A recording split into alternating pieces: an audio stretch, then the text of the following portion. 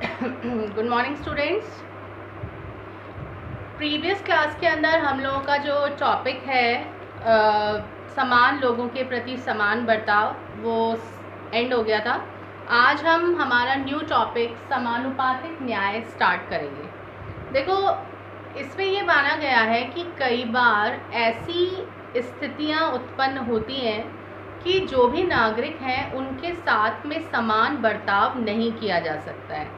अगर हम उनके साथ में बिल्कुल समान बर्ताव करेंगे तो हो सकता है कि किसी के साथ में अन्याय हो जाए। मतलब हर नागरिक के साथ में कई स्थितियों के अंतर्गत समान बर्ताव नहीं किया जा सकता।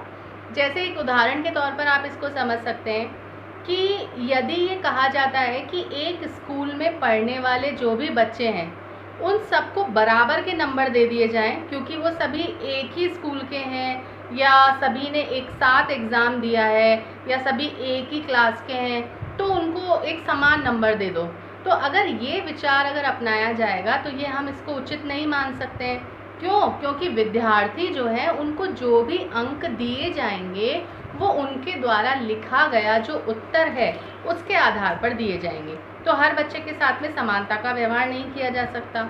दूसरा, समानुपातिक न्याय का सिद्धांत जो है उसमें ये माना जाता है कि प्रत्येक व्यक्ति जो है उसको उनके प्रयासों के अनुसार ही या फिर उसके अंदर जो भी योग्यता है उसके अनुसार ही उसको पुरस्कार दिया जाना चाहिए। अब किसी में कोई योग्यता है ही नहीं और अगर आप उसको पुरस्कृत कर दोगे तो जो योग्यतावान बच्चा है उसके साथ में अन्याय होगा या नहीं होगा? या बच्चा नहीं, कोई भी व्यक्ति। तो कहने का तात्पर्य यहाँ पर यही है कि समानुपातिक न्याय में ये माना जाता है कि अगर जो भी वो प्रयास कर रहा है व्यक्ति या जैसी भी उसके अंदर योग्यता है उसी के अकॉर्डिंग उसको पुरस्कृत किया जाना चाहिए।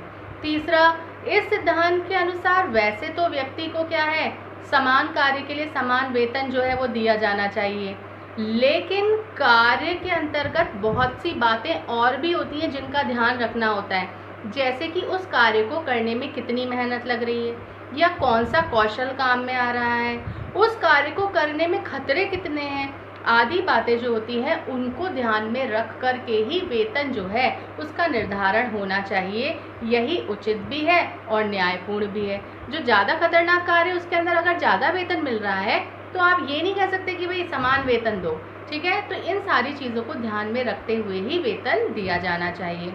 फिर कुछ कार्यों के संदर्भ में समाज के जो कुछ वर्ग हैं वो ऐसे भी होते हैं जो कि खतरनाक कार्य करते हैं और उनका जो कार्य होता है वो समाज के लिए उपयोगी भी बहुत होता है, लेकिन फिर भी अगर आप देखेंगे कि जो उनको वेतन मिल रहा है वो जो वेतन है वो तुलनात्मक रूप से ना तो उनके कार्य के अकॉर्डिंग होता है ना उस कार्य के खतरे के अकॉर्डिंग होता है।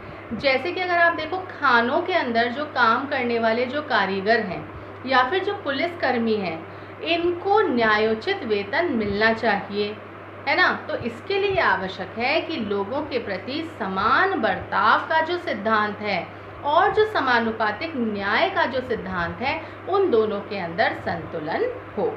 ठीक है, नेक्स्ट जो टॉपिक आता है वो आता है विशेष ज़रूरतों का विशेष ख्याल। देखो, नाम से ही या टॉपिक से ही समझ में आ रहा है। देखो, न्याय का जो तीसरा सिद्धांत है वो है विशेष ज़रूरतों का विशेष ख्याल। इस सिद्धांत के अनुसार ये माना जाता है कि लोगों की जो विशेष ज़रूरतें होती हैं उनको ध्यान में रख करके ही उनको वेतन मिलना चाहिए और उनके कर्तव्यों का निर्धारण किया जाना चाहिए। दूसरा, ये सिद्धांत समकक्षों के साथ समान बर्ताव के सिद्धांत का विस्तृत रूप है और इस सिद्धांत में भी इस बात पर जोर दिया गया है कि जो कुछ महत्वपूर्ण संदर्भों में एक दूसरे से अलग हैं उनसे अलग प्रकार का व्यवहार किया जाना चाहिए। जैसे कि आप देखोगे विशेष ज़रूरतों में कुछ खास मामले कौन से होते हैं, जैसे मान लो कोई शारीरिक दृष्टि से विकलांग है, तो अगर ऐसा कोई व्यक्ति है तो उसको अगर अच्छी स्वास्थ्य सुविधाएं दी जाए या शिक्षा ग्रहण कर पाने में अगर वो असमर्थ हो रहा है या फिर कोई वृद्ध जन है, तो ये सारे ऐसे कारक हैं जिनके आधार पर उनके साथ में विशेष बर्ताव किया जाना चाहिए। इसीलिए आप देखोगे कि कई जगह पर स्लोप वाले रास्ते, सीढ़ियों के साथ साथ स्लोप वाले रास्ते भी बनाए गए हैं कि अगर कोई विकलांगजन है तो वो ईजिली उतर पाए। आप हॉस्पिटल्स में हर जगह ये देखते हो कि सीढ़ियाँ भी होंगी और एक तरफ स्लोप वाला रास्ता भी होगा, क्योंकि अगर कोई उतर पाने में असक्षम है तो उसके लिए अगर कोई विशेष सुविधा प्रदान की जाती है तो ये एक न्यायोचित चीज़ है। ठीक है। फोर्थ, इस सिद्धांत के अनुसार सुविधा संपन्न वर्ग और वंचित वर्ग के साथ बिल्कुल समान व्यवहार न्यायोचित नहीं है। हमारे समाज में जो भेदभाव हो रहे हैं उनका जो मेन रीज़न है वो जाति व्यवस्था रही है, क्योंकि आप देखो प्राचीन समय के अंदर बहुत जो जातियाँ थी उनको बहुत सारे अधिकार प्राप्त नहीं थे, उनको अच्छी शिक्षा, स्वास्थ्य या बहुत सी सुविधाओं से उनको वंचित रखा गया था। इसीलिए हमारे संविधान के द्वारा जो अनुसूचित जाति है, जनजाति है या पिछड़ा वर्ग है उनके लिए आरक्षण का प्रावधान किया गया है। तो इसका जो निष्कर्ष निकलता है इन सभी चीज़ों से वो ये निकलता है कि अगर आप किसी एक सिद्धांत को देखें तो कोई भी न्याय का एक सिद्धांत अपने आप में पूर्ण नहीं है। यदि समान लोगों के साथ समान बर्ताव के सिद्धांत को मान्यता दी जाती है तो जो योग्य व्यक्ति हैं उनको उचित महत्व प्राप्त नहीं होगा। यदि समानुपातिक न्याय के सिद्धांत को महत्व दिया जाता है तो इसका परिणाम ये होगा कि जो कुछ वर्ग है वही अच्छी शिक्षा या फिर उचित पोषाहार प्राप्त कर सकेंगे और कई जो है वो उससे वंचित रह जाएंगे।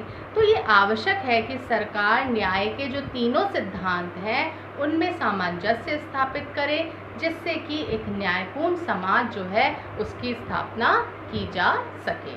ठीक है। तो इस प्रकार आपके इस टॉपिक के साथ साथ आपका ये चैप्टर समाप्त होता है। Thank you.